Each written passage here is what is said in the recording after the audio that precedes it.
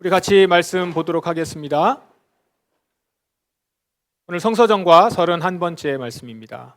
무거운 짐을 진 사람은 모두 내게로 오라 라는 제목으로 같이 말씀을 나누겠습니다. 성령 강림절 후에 6째 주입니다. 우리는 몇 주간에 걸쳐서 12제자들을 각 마을에 전도대로 보내시면서 하신 예수님의 말씀, 그것을 좀 묵상했었습니다. 그리고 오늘 본문은 그 이후에 일어난 일입니다. 감옥에 갇힌 세례 요한은 자신의 제자들을 예수님께 보내서 예수님이 오실 그 메시아인지를 세례 요한이 물었습니다. 이 질문에 예수님은 자기를 의심하지 않는 자는 복이 있다 이렇게 말씀하셨죠. 그리고 그 자리에서 예수님은 세례 요한을 칭찬하셨습니다. 여자가 낳은 사람 중에 세례 요한보다 더 위대한 사람은 없다. 그리고 나서는 장터놀이 비유를 들어서 사람들이 세례 요한을 어떻게 대했는지 말씀하십니다. 내가 이 세대의 사람들을 무엇에 비유할 수 있겠느냐? 이들은 마치 장터에 앉아있는 아이들이 다른 아이들을 부르는 것과 같다. 우리가 너희를 위하여 피리를 불었는데 왜 춤을 추지 않았느냐? 우리가 슬픈 노래를 불렀는데 왜 울지 않았느냐? 이 비유를 말씀하셨어요. 이 구절을 좀 이해하려면 당시 유대인들의 놀이 문화를 이해해야 합니다. 당시 유대인들의 유대인 아이들의 놀이 문화 가운데 결혼식 놀이, 장례식 놀이가 있었다고 합니다.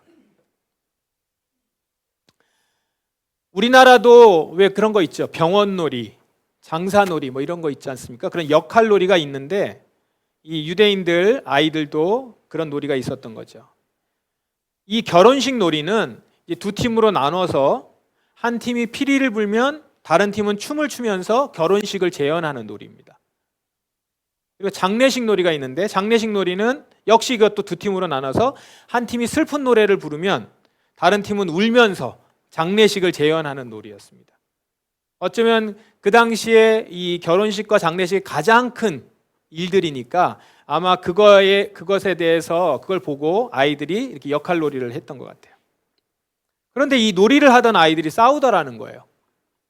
왜냐하면 결혼식 놀이를 하기로 해서 한 팀이 피리를 불었는데 다른 팀이 춤을 안 추는 거예요. 벌써 그러면 그 연상이 되죠? 어떻게 될지? 그다음에 장례식 놀이를 해서 한 팀이 슬픈 노래를 불렀는데 다른 팀이 울지를 않는 겁니다. 그래서 반대편 아이들이 이제 항의를 하는 거죠. 그러다 보면 다툼이 일어나는 거죠. 네, 그냥 하시죠. 네, 그냥 말씀 들어도 되지 않을까요? 네. 우리가 피리를 불었는데 왜 춤을 안 추냐? 우리가 슬픈 노래를 불렀는데 왜 안 우냐? 이제 이러면서 상대편에 대해서 이제 뭐라고 하는 거죠. 상대편도 나 하기 싫어 막 이러면서 이제 다툼이 일어납니다. 지금 그 시장터에서 아이들이 놀이하는 이 놀이의 모습을 보면서 예수님께서 비유로 말씀하신 거예요. 당시 사람들의 영적인 상태가 딱 이 아이들의 모습과 같다는 거예요. 어떤 상태냐? 마땅히 해야 할 반응을 하지 않는 상태. 마땅히 해야 할 반응을 하지 않는 상태, 영적 무감각 상태.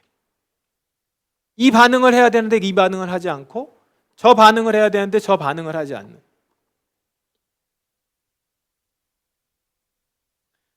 그러면 영적 무감각 상태에 있는 유대인들은 요한과 예수님에 대해서 어떻게 반응을 했습니까? 세례 요한과 예수님에 대해서 이들이 어떻게 반응했어요? 이렇게 했다는 거예요. 요한은 와서 먹지도 않고 마시지도 않았다. 그러자 사람들이 이렇게 말했다. 그는 귀신 들렸어. 그다음에 인자가 와서 이제 예수님이 오셔서 먹고 마시니까 이번에는 먹고 마시니 사람들이 말했다. 저 사람을 봐. 탐욕이 많은 사람이야. 저 사람 술꾼이야. 세리와 죄인의 친구야. 이러더라는 거예요. 자, 세례자 요한은 예수님의 길을 앞서서 예언하는 예언자였죠. 요한은 주의 길을 예비하기 위해서 먹지도 않고 마시지도 않으면서 경건하게 자기 내면을 돌봤습니다. 사람들에게도 주의 오심이 임박했으니까 속히 회개하라 촉구했죠. 그러면 그 모습을 본 사람들은 어떻게 반응했어야 해요? 회개하고 금식에 동참하면서 주님을 맞을 준비를 해야 했죠. 그런데 당시 사람들이 어떻게 반응했다고요? 회개는커녕 금식하는 요한을 도리어 모함합니다. 저 귀신 들렸어. 자, 이제는 예수님이 오셨어요. 이번에는 예수님이 사람들과 함께 먹고 마셨습니다. 요한하고는 반대 모습이에요. 그러면 예수님은 왜 요한처럼 금식하지 않고 사람들과 함께 먹고 마셨을까요? 신랑 되신 예수님이 신부인 자기 백성들하고 함께 있으니 먹고 마신다라는 거예요. 잔치 자리라는 겁니다. 예수님이 오셔서. 예수님이 오시기까지는, 주님이 오시기까지는 준비해야 되는 경건한 모습이고, 이제 예수님은 오셔서 잔치 자리를 마련하는 거죠. 그러면 이것을 본 사람들의 올바른 반응은 무엇이어야 합니까? 함께 잔치에 즐거워하며 참여하는 거죠. 잔치 자리가 열렸으니까. 그런데 사람들은 어떻게 반응했다고요? 또 예수님을 모욕합니다. 저 사람은 탐욕이 많아. 술꾼이야. 세리와 죄인들의 친구야. 이러더라는 거예요. 결국 지금 이 사람들이 하는 반응을 보면서 예수님이 말씀하시고자 하는 게 뭡니까? 마땅히 해야 할 반응을 하지 않은 강팍함을 지적하고 계시는 거예요. 마땅히 해야 할 반응. 그 반응을 하지 않는 강팍함.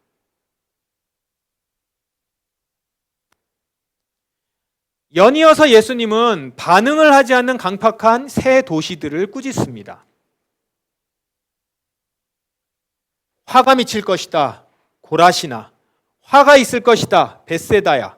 너희에게 베풀었던 기적이 두로와 시돈에 있었다면 그곳 사람들은 벌써 베옷을 입고 죄를 뒤집어 쓰고 회개했을 거다. 그리고 너 가버나움아, 내가 하늘까지 높아질 줄 아느냐? 오히려 너희는 지옥에 떨어질 것이다. 너희에게 베푼 기적이 소돔에서 일어났다면 그 도시가 오늘까지 남아있을 거다. 고라신과 벳세다, 이 두 도시는 예수님이 사셨던 갈릴리 북쪽에 위치했던 마을들입니다. 갈릴리는 예수님께서 사역을 하시면서 거주했던 곳이기 때문에 이 마을들은 다른 어느 도시들보다 예수님의 기적을 많이 목도했어요. 특별히 가버나움 있죠? 가버나움은 예수님의 사역의 근거지예요. 그래서 그 어떤 마을보다도 가장 많은 기적을 목도한 도시였습니다. 대표적인 일들이 여기서 많이 일어났어요. 중풍병자 일어난 거, 백부장 하인을 낫게 한 거, 베드로 장모가 치유받은 거, 회당장 야이로의 죽은 딸이 살아나고 생명의 떡 말씀 선포된 곳이 가버나움입니다. 그러면 그렇게 많은 기적을 보고 경험한 그곳 사람들은 어떻게 반응해야 마땅합니까? 회개하고 예수님을 받아들여야죠. 지금까지 잘못 살아온 이전 삶을 정리하고 예수님의 통치 안으로 들어가야 하지 않습니까? 그런데 새 도시들은 어떻게 반응했어요? 회개하지 않았어요. 예수님을 받아들이지 않았다는 거예요. 그래서 예수님이 이렇게 말씀하시는 겁니다. 내가 너희에게 말한다. 심판의 날에 너희가, 여기서 너희는 이제 고라신과 벳세다죠. 너희가 두로와 시돈보다 더 많은 심판을 받을 것이다. 그리고 가버나움을 향해서도 내가 너희에게 말한다. 심판 날에는 너희가 소돔보다 더 큰 심판을 받을 거다.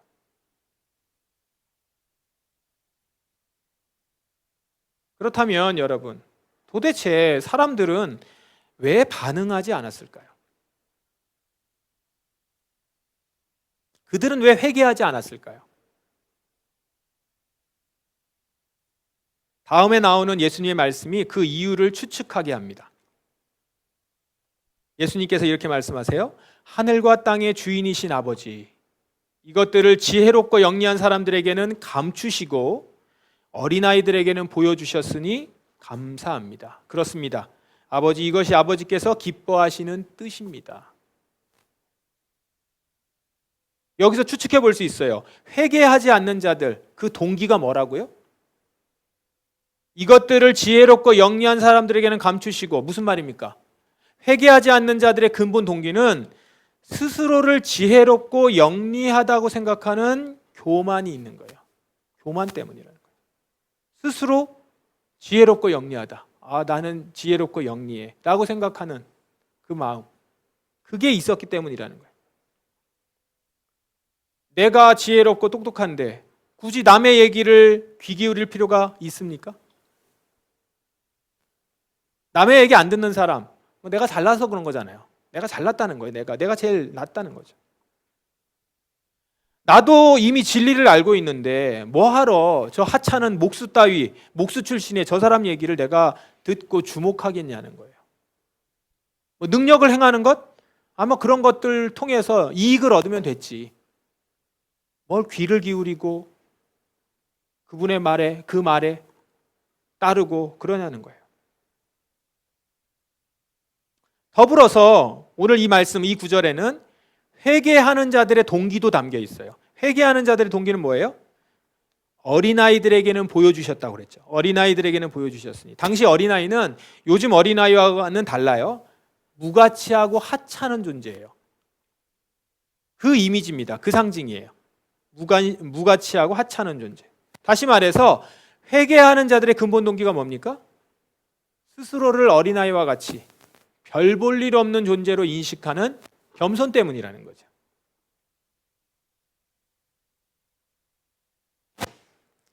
자, 오늘 본문을 통해서 주님이 우리에게 분명하게 강조해서 말씀하시는 것이 뭡니까? 스스로 영리하다고 생각하는 교만이, 그 교만이 상황에 맞는 마땅한 반응을 하지 못하게 만든다는 거죠. 그 교만함이 상황에 맞게 행동해야 되는 그 행동을 하지 못하게 만들어요. 거기에 따르는 반응을 하지 못하게 한다고요. 다시 말해서 회개하지 않는 영적 무감각은 교만에서 비롯된다. 그래서 그렇게 얘기하는 겁니다.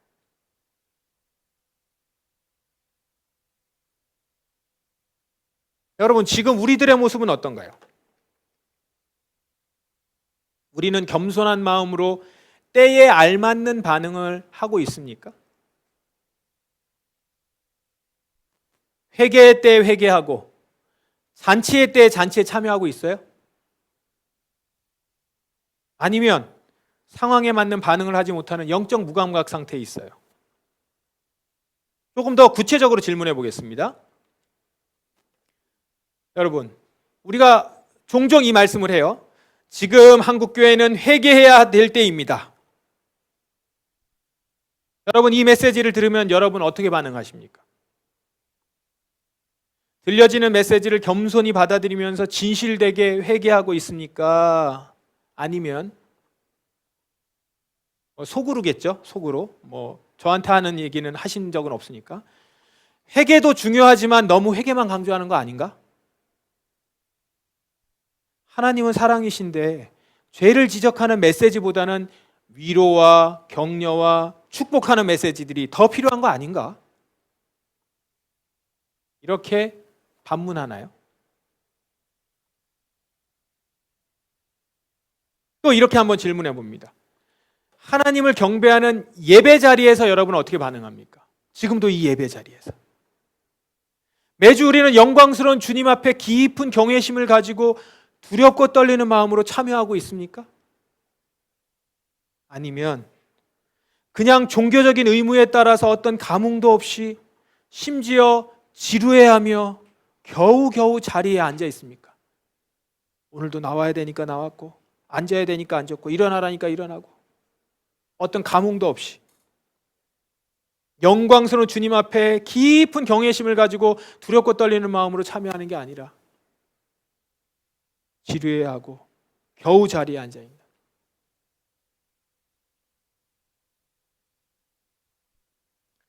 혹시 또한 많은 은혜를 받아서 이만큼 내가 살고 있는데 이것에 대해서 여러분은 어떻게 반응합니까?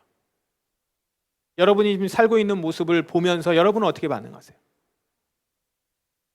감사하십니까?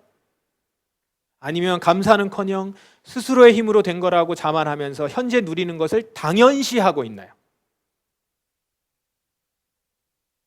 만약 여러분들이 이런 식으로 마땅한 반응을 하고 있지 않다면 회개할 때 회개하고 예배의 감격의 자리, 잔치의 자리에서 기뻐하지 아니하고 내가 감사해야 되는데 감사하지 않고 있다면 그 원인이 뭐라고요?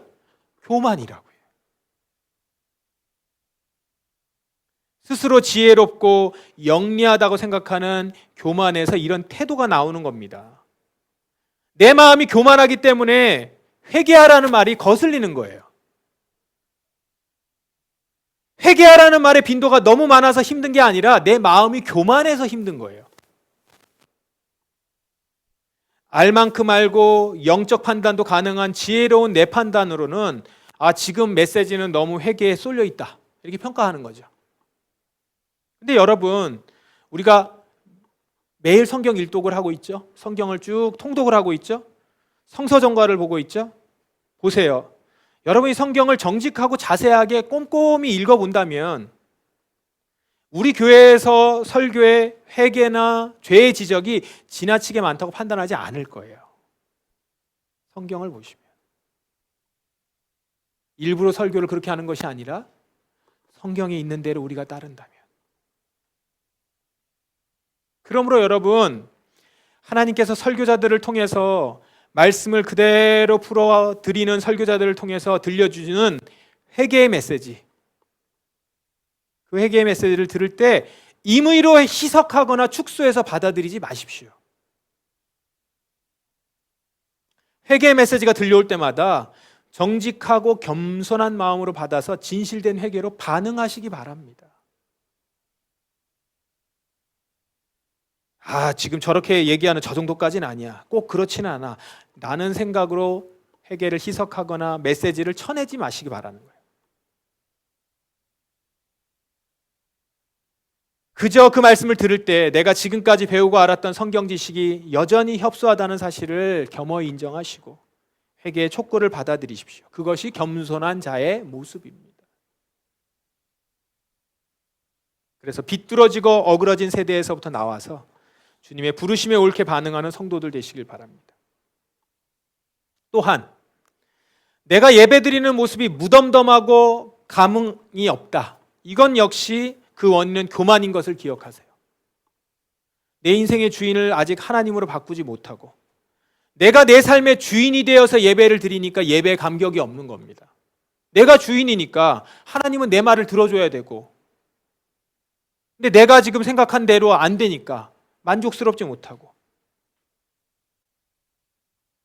그러니 감흥이 없어요. 하나님이 내 인생의 최고의 가치가 아니기 때문에 예배가 무덤덤한 거죠. 진정 하나님을 내 인생의 주인으로 나의 최고의 가치로 삼아 보십시오. 그 하나님을 찬양하는 일이 얼마나 신나고 기쁩니까? 경이롭습니까? 그리고 그 하나님의 살아계신 하나님께서 지금 나에게 말씀하신다는 그 말씀, 그걸 듣는 일이 얼마나 즐겁고 가슴 벅찬 일이라는 거예요. 나의 하나님이 나를 가장 잘 아시고 나에게 가장 좋은 것을 주시는 분, 오늘도 우리가 아까 고백했잖아요. 그 고백한 거 기억하세요? 나에게 가장 좋은 것을 주시는 분, 그런 분이시기 때문에 내가 기도도 간절하게 절로 나오게 되는 것이죠. 기대하면서 한마디 한마디 무덤덤하게 하지 않는다는 거예요. 무심코 하지 않는다는 것이죠. 우리 사랑하는 포도나무 가족 모두 겸손히 자신의 한계와 죄인됨을 깨닫고 속히 하나님 한 분만을 자기 인생의 주인으로 모셔드리기 바랍니다. 그럴 때 매 주일 여러분의 예배가 즐거운 천국잔치가 될 겁니다. 하나님 때문에, 하나님이 계시기 때문에 말입니다. 더불어서 나에게 진정한 감사가 없다라고 한다면 그건 역시 내 안에 교만에서 비롯된 것임을 기억합시다. 지금 내가 누리고 있는, 여러분들이 누리고 있는, 각자가 누리고 있는 모든 것들은 내가 열심히 노력해서 내 능력이 출중해서 된 것이다, 이런 생각은 교만입니다. 물론 지금의 내 모습이 되기까지 내 노력이 있었죠. 내 능력도 영향을 끼쳤습니다. 그렇지만 단지 그것만으로 가능한 것이 아니었다는 건 우리 조금만 생각해 보면 알 수 있잖아요. 우리도 이 새 도시처럼 고라신, 벳세다, 가버나움 같은 도시처럼 많은 은혜를 경험하며 살아온 사람들 아닙니까? 내 힘으로 안 돼서 포기하고 싶을 때 기적 같은 일이 있었고, 사방이 막혀서 갈 곳이 없을 때 놀랍게 길이 열리지 않았습니까? 우리 모두는 하나님이 베푸신 놀라운 은혜와 부모님들의 인내와 헌신으로, 그리고 주변 이웃들의 도움으로 지금 이 자리에 있는 사람들입니다. 이것을 기억하며 매사에 우리는 은혜를 아는 자로 감사하며 살아가기 바랍니다.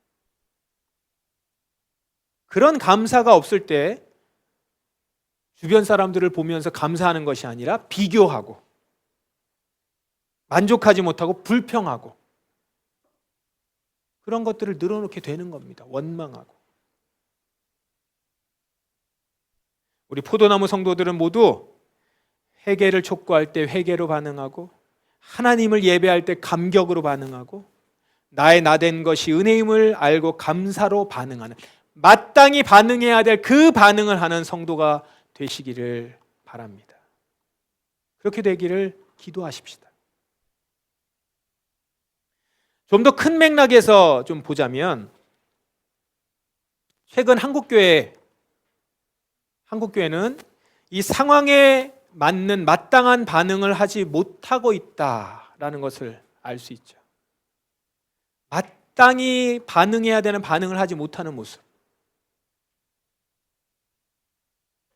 최근 사회적으로 일배 문화가 큰 문제가 되고 있습니다. 이번 주에 또 그랬죠.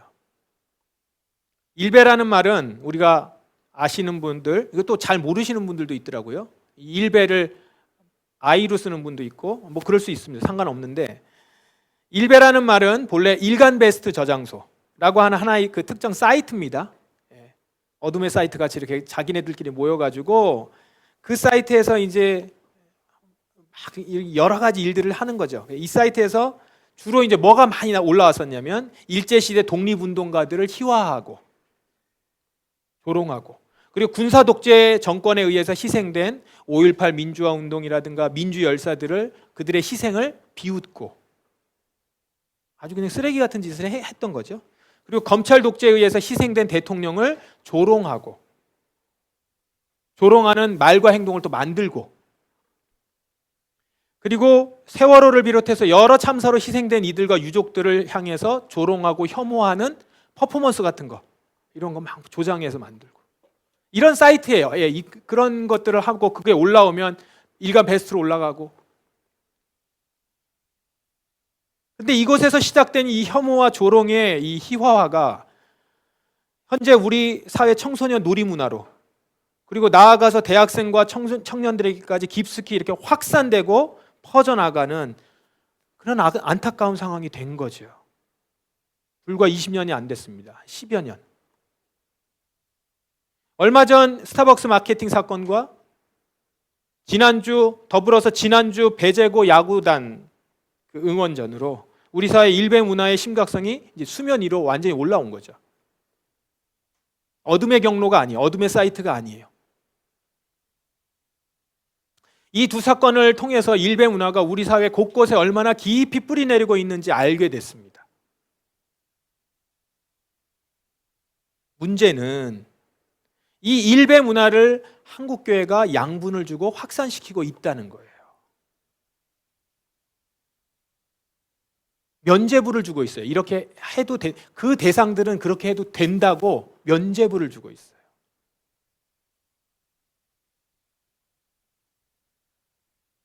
주로 기독교 학교를 통해서 일배 문화가 양산되고 있지 않습니까? 문제가 됐던 그 배제고, 아시는 바와 같이 기독교 학교입니다. 1886년 아펜젤로 선교사가 세운 기독교 학교예요. 크고자 하거든 남을 섬기라. 마태복음의 말씀이 교훈이에요. 그래서 기독교 명문 사립학교로 명성을 갖고 있습니다. 그런데 그런 학교들을 통해서 양산되고 있는 거죠. 일배 문화의 핵심은 타인의 슬픔과 죽음에 조롱과 혐오로 반응하는 것. 그런 거잖아요. 그러니까 이게 정상적인 반응이 아니죠. 타인의 슬픔을 보고 그 다음에 참사를 보고 슬퍼하고 울어야 되는데 웃어요. 즐거워해요. 몹시 왜곡된 반응입니다. 그런데 여러분, 이 일배 문화의 기저에 깔린 정신이 뭡니까? 바로 교만입니다. 불의한 권력에 희생된 약자들을 깔보면서 조롱하는 거잖아요. 교만이죠. 정의를 위해서 자기 목숨을 바친 숭고한 희생을 업신여기는 거잖아요. 교만입니다. 이 교만 때문에 함께 아파하고 울어야 하는데 조롱하고, 불의에 맞서서 싸운 숭고한 희생 앞에 경의를 표해야 하는데 비웃는 겁니다. 그런데 이거를 교회가 이 일에 앞장서고 있다는 거예요. 아이들에게 그래도 된다 라고, 그들은 그렇게 해도 된다 라고 면죄부를 주는 거예요. 이것은 교회가 마땅한 반응을 하지 못하는 교만한 상태에 있다는 걸 여실히 보여주고 있는 것입니다. 마치 십자가에서 죽어가는 예수님을 보면서 아래에서 어땠습니까? 사람들이 조롱했잖아요. 그때부터 일배가 있었네요. 희생으로 죽어가고 있는 예수를, 아무 죄가 없는 그 예수가 죽어가고 있는데, 가짜 뉴스가 퍼진 가운데 누명을 쓰고 그러고 죽어가고 있는데 그를 보고 조롱하고 비웃어요. 그거하고 지금 뭐가 다릅니까?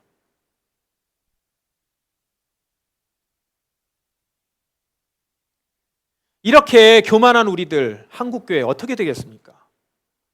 고라시나 벳세다야 가버나우마, 이들과 같이 심판받고 지옥에 떨어지지 않겠습니까?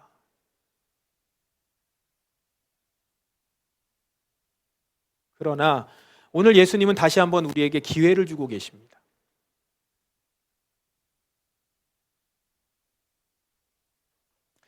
무거운 짐을 지고 지친 사람은 모두 나에게 오너라. 내가 너희를 쉬게 할 것이다. 나는 마음이 온유하고 겸손하니 나의 멍에를 메고 내게 배우라. 그러면 너희 영혼이 쉼을 얻을 것이다.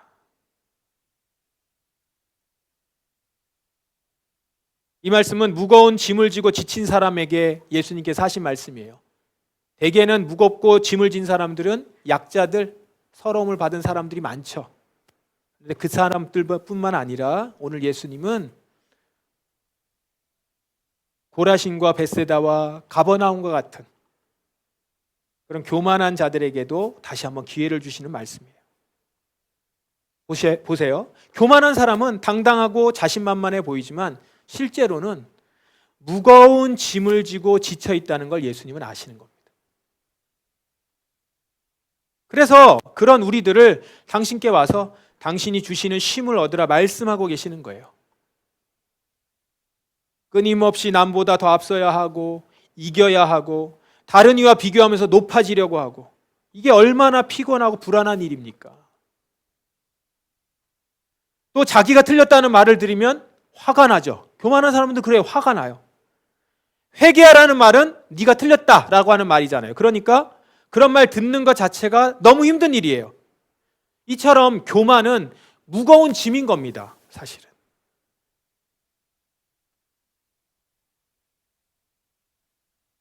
그런 우리를, 교만 가운데 무거운 짐을 지고 수고하고 있는 우리를 예수님이 부르십니다.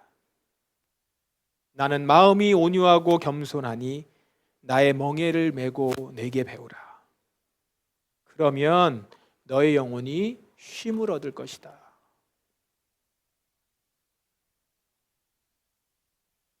여러분, 겸손해서 하나님의 권위에 순복하신 예수님께 나아가면 어떤 일이 일어나요? 우리의 무거운 교만의 멍에가 벗겨집니다. 그 무거운 교만의 짐이 벗겨지니 그때 우리 영혼이 얼마나 참된 쉼을 얻겠습니까? 그렇게 쉼을 얻게 될 때, 그때 회개의 촉구가 진심으로 받아들여지게 되고, 예배의 자리가 진정 잔치 자리가 되고, 내게 날마다 주신 은혜를 생각하며 감사하며 살아가게 될 것입니다. 이 회개와 감격과 감사의 온전하고도 마땅한 반응으로 하나님의 복을 받는 저와 여러분, 우리 포도나무 성도들 모두가 되시기를 주님의 이름으로 축원합니다. 기도하겠습니다. 오늘 이 시간 말씀을 기억하면서 기도하십시다. 주님, 제가 마땅한 반응을 보이는 자 되길 원합니다. 회개하라 하실 때 그 앞에 엎드려 회개하는 자 되게 하시고, 예배의 잔치자리에 주님과 함께 있을 때 기뻐할 수 있는 감격이 있는 제가 되길 원하며, 나의 오늘의 나됨이 나 스스로 된 것이 아님을 인정하며 감사와 은혜로 된 것임을 감사하며 나아가는 자가 되길 원합니다. 그렇게 어린아이와 같이 겸손한 자로 서게 하소서. 주님, 저에게 아직까지 여전히 있는 교만의 이 짐들, 그래서 무거워하고 있는, 수고하고 있는 모습들, 그렇게 지옥에 빠질 수밖에 없는 나지만 다시금 주님께서 불러주셨으니 온유하고 겸손하신 주님 앞에 나아가 주님께서 제 무거운 짐을 벗겨주실 때 그 안에서 주님과 같이 겸손한 자로 쉼을 얻길 원합니다. 이렇게 기도하며 나아가십시다. 다 같이 통성으로 기도하겠습니다.